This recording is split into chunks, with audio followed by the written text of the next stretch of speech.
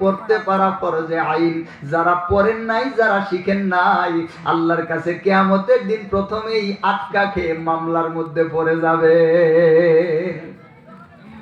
আল্লাহ তাআলা কোরআনের মধ্যে জানিয়ে দিয়েছেন, ওয়াজা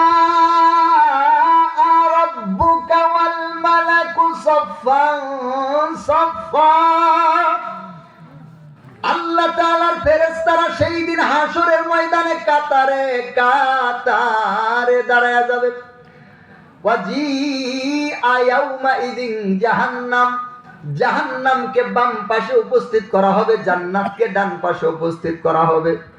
জান্নাতের সুঘ্রাণ, জান্নাতের সৌন্দর্য মানুষের সামনে প্রকাশ পেয়ে যাবে, আর জাহান্নামের আগুনের ভরকানোর শব্দ মানুষ শুনতে থাকবে। মিজানের দাড়িপাল্লাটা খাড়া হয়ে যাবে, মিজানের দাড়িপাল্লার